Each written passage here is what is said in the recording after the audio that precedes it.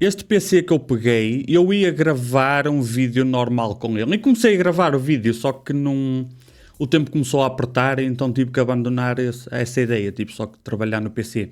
E eu comecei a gravar porque ia ser, eu acho que ia ser um caso engraçado de como o barato sai caro. Porque o PC chegou até mim porque numa das vezes que foi para a garantia, relatada por quem usa, perdeu desempenho. Eu depois percebi porquê. E o PC, sei lá, aqueles problemas típicos, ou congela, ou desliga, ou reinicia, ok? E depois de eu pegar no PC, eu percebi, pois, este PC não tem um problema único. Estás a montar o teu novo PC e o preço do Windows deixa-te triste porque é a diferença entre conseguires comprar uma gráfica mais fraquinha ou mais potente. Tudo na vida tem solução. Vai a URCD Keys, escolhe o Windows 10 Pro e sim, podes usar esta licença para fazer upgrade para o Windows 11. Adiciona o código H25 e capum, tens o teu desconto. Depois para ativar também é simples, copias a chave que recebeste, vais às definições, sistema acerca de, alterar a chave do produto e copias para aí essa mesma chave. Feito, o Windows está ativado e o guito está poupado. Para ti que ainda preferes a versão de 2019 do Office, por exemplo, é a mesma coisa. Adicionas ao carrinho, inseres o código, o mesmo, H25, e está resolvido. As peças não casam umas com as outras, é óbvio que isto vai dar porcaria. É que ele tinha um 5600X, que é um processador ok, com uma A520, o que limita logo opções na BIOS, mas não é por isso que é suposto o PC dar problemas, não é? Fizeram downgrade de memória para 2666 CL19, que 19 é um número ímpar. Um número ímpar significa que depois, se não alterares o GDM, não funciona. Portanto, ela na prática estava a funcionar como 2666 CL20. Porque não dá para funcionar número ímpar se não alterares aquela cena. Portanto, só aí percebe-se a perda de desempenho, não é? Porque para além de 16 GB ser pouco, com essa latência, essa velocidade, é impossível, não é? Mas depois tinha daquelas caixas bué maradas, pequeninas, só com uma ventoinha atrás. De uma das vezes que foi para a garantia, meteram uma ventoinha em cima. E quando eu peguei no PC, uma das coisas que eu fiz foi deitar a ventoinha fora. Quer dizer, eu devolvi, não é? Mas isso para deitar fora.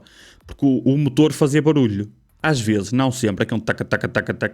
Era um motor, ou seja, a ventoinha, deram-lhe uma ventoinha que já devia estar velha, estás a ver? Então a ventoinha também foi para o lixo, acabou por ter que levar outras ventoinhas. Mas tinha uma ventoinha atrás, só, com uma caixa pequenina, abafada, e depois meteram uma em cima, mas que não estava a funcionar bem, também não adianta muito. Tinha uma 3070 estava quente, tinha um bocado de pó, não sei o quê, mas naquela caixa é impossível. Batia tipo 80 graus a gráfica. Acho que foi o pico máximo que eu encontrei, foi 80, mas 80 não é mau ao ponto de tipo isto não funciona, não é suposto funcionar.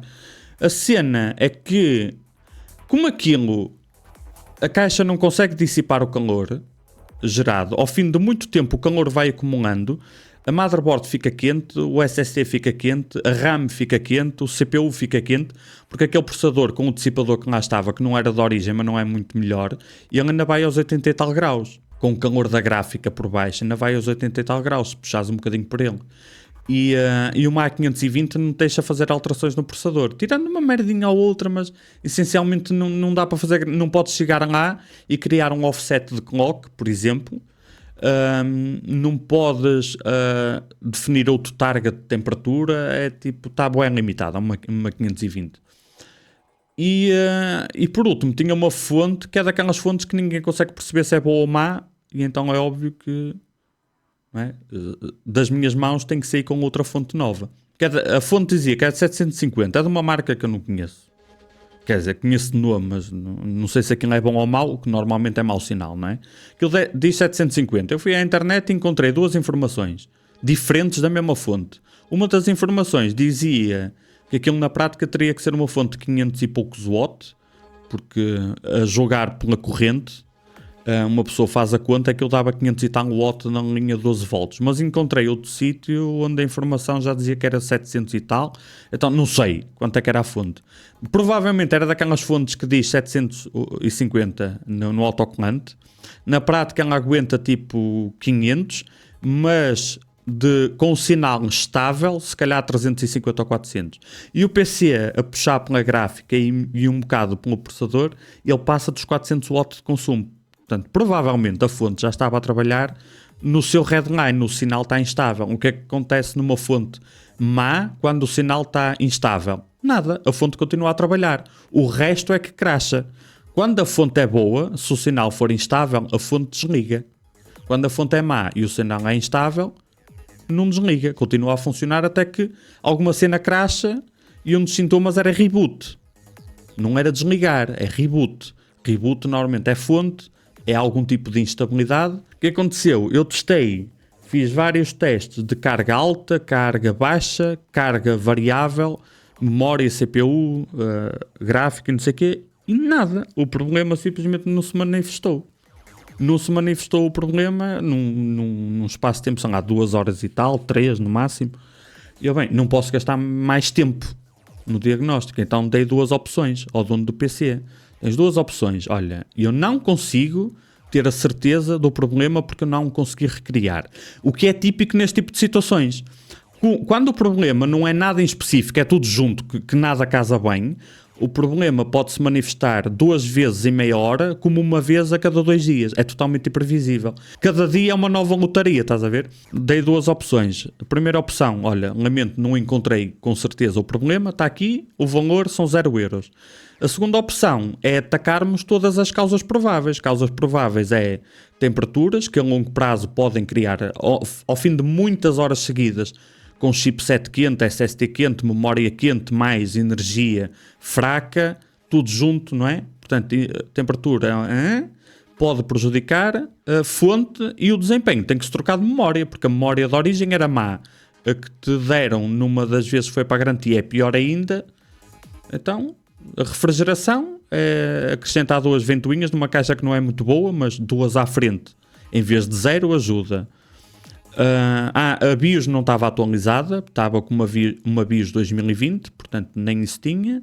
Portanto, atacámos a BIOS, temperaturas, com afinação de gráfica, mais ventoinhas, porque a gráfica é que produz o calor lá dentro. Pomos uma memória em condições, formatámos isto, porque aquilo estava cheio de entulho, software da motherboard com acesso root, que buga por natureza. Atacámos todas as frentes, mas o dinheiro vai ser este, só em peças, mais a mão de obra, não é? Só em peças. O que é que eu consigo garantir? Consigo garantir que o desempenho vai melhorar, porque isto estava pela hora da morte. O desempenho vai melhorar. Mas se o problema, imagina que é um defeito escondido na board, pode aparecer outra vez. Não, vamos embora, tem que ser, porque é isso ou nada. O PC não funciona, eu não consigo trabalhar nessa porcaria. Ok, as temperaturas baixaram. A gráfica fica nos 60 agora, em vez de ter um pico para os 80, fica nos 60. Afinei a gráfica e limpei só o pó, porque ela tem garantia, não vou abrir a gráfica. Mesmo assim tinha bué da pó. Tinha bué da pó porque ela aquecia, puxava muito pelas ventoinhas, acumulava pó. Tenho que puxar ainda mais as ventoinhas para compensar o pó, então é aquele ciclo vicioso e a gráfica estava mesmo cheia de pó. O que eu não percebo é como é que vai para a garantia e continua cheia de pó a gráfica. É só bufar. Quer dizer, eu ando lá com o pincel individualmente nas ventoinhas, okay? Mas isso é porque eu estou a ser pago para isso. Mas pelo menos uma bufadela ajuda bué, não é? Isso aí já são as partes que eu não consigo perceber. O downgrade de memória e um bufador só para tirar o pó, é porque saiu mesmo bué da lista gráfica mesmo. Então, tiraram lista gráfica, mais uma fonte em condições, mais a afinação manual da gráfica, ela passou para os 60, 66, 67 de pico e tipo 63, 62 em jogo normal. Caiu bué a temperatura. E consequentemente caiu a temperatura do resto, não é? Porque ela também está a gastar menos. A moral da história, eu acho que resolvi o problema do PC sem saber qual era o problema, porque é daqueles PCs que não tem um problema. Qual é o problema? É tudo. Porque não podes meter um PC que consome 400 watts numa caixa apertadinha, com poucas entradas de ar e só com uma ventoinha. Eventualmente tudo vai ficar quente, aumenta a probabilidade ao fim de muitas horas de alguma coisa funcionar mal. Não é? Nunca é garantia, é um aumento de probabilidade. Depois, não pode ser uma fonte que está num limite, aparenta estar no redline para o consumo de energia do PC. De certeza que o Ripple estava instável.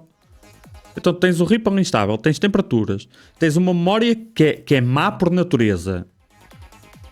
A BIOS nunca foi atualizada, porque a BIOS é de 2020, portanto a BIOS nunca foi atualizada na vida. Quando tu juntas todos os fatores... Por isso que os meus PCs são sempre mais caros que o que precisam de ser. Eu nunca recomendo motherboards topo de gama, porque é tudo banha de cobra, tudo fake. Mas as motherboards que tu poupas 10 euros ou 15 e ela é um downgrade em tudo, também não recomendo. Portanto, tens a motherboard mais simples que existe. Tens memória RAM do mais simples que existe, que ela não aquece, mas se o PC está a ferver lá dentro, eventualmente a memória aquece, até porque não tem dissipador. Tens memória fraca, board fraca, o dissipador era meio fraco, fonte fraca, caixa fraca. À mistura metes uma gráfica que de origem consumia 280 watts, só a gráfica. Sinal instável, mais temperaturas altas. O que é que acontece? O que acontece sempre com esse tipo de PCs. No primeiro ano e meio, ou não sei se foi exatamente ano e meio, se foi 2, se foi 1 ano e 2 meses, o PC foi funcionando. Até que a temperatura voltou a subir. Nestes dias tem estado mais quentes. A temperatura voltou a subir. O pó estava acumulado, mais o cansaço das peças começa a falhar de vez em quando. Não há nada como comprar as peças com uma margem de segurança em tudo.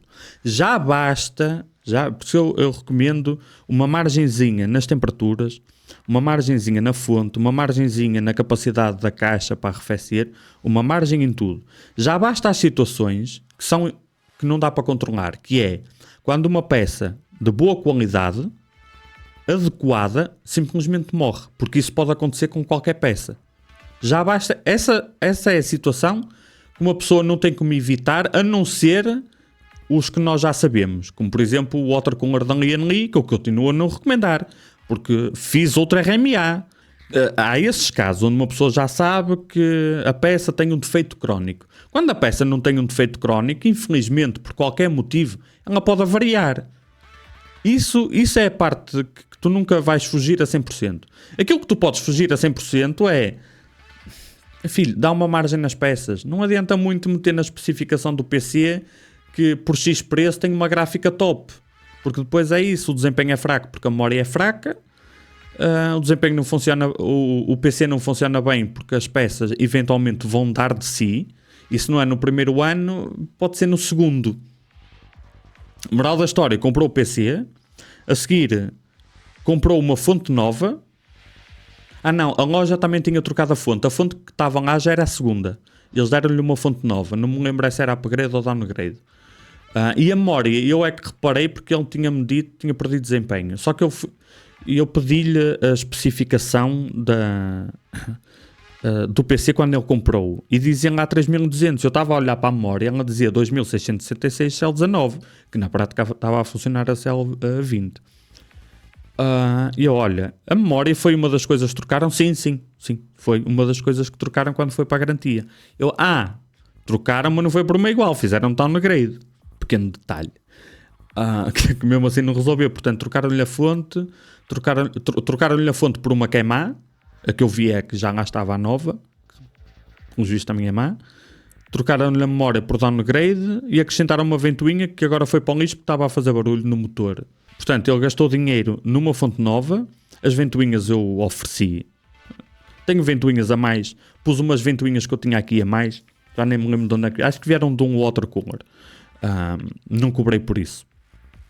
Eu preciso de ir despachando ventoinhas. Olha, vou-te oferecer 2 ventoinhas. Não sei se elas têm mais 10 anos de vida, mais 3, mas não vais pagar pelas ventoinhas. Portanto, ele pagou uma mão de obra a mim, com garantia. Pagou por uma fonte nova. Pagou por memória nova, ficou mais barato. O PC barato ficou mais barato. Não ficou. Infelizmente é assim. O barato sai caro muitas das vezes. O maior problema é que nem tudo que é caro é bom. E nesta indústria do hardware, acho que está a bater recordes de... Por ser caro não quer dizer que seja bom. Aliás, muitas coisas caras têm sido as piores, em alguns aspectos. O caro não quer dizer que seja bom. Muito pelo contrário. A IKEA deve perceber disso, a IKEA. As peças caras é naquela. As mais caras de todas. Mas as mais baratas, regra geral, é para ser, é para ser caro. E a cena é... A perda de desempenho por causa da memória, porque aquela memória naquele CPU faz perder bué de desempenho, não é? Se o PC nunca funcionasse mal, tu se comprares um PC assim com aquela memória, tu nunca vais saber que estás a perder desempenho por causa da memória, porque tu não tens outro PC igual ao lado com outra memória melhor. Tu vais pensar que aquele PC tem aquele desempenho, ponto. E não, bastaria uma memória que iria custar talvez, sei lá, 15 euros, 20 euros mais. O PC, em vez de custar 1500 ou 2300 ou 1800, vai custar 1815, por exemplo, seja qual for o orçamento, mas a experiência vai ser totalmente diferente. Vale a pena gastar rios de dinheiro na super, ultra, mega memória, super otimizada? Não.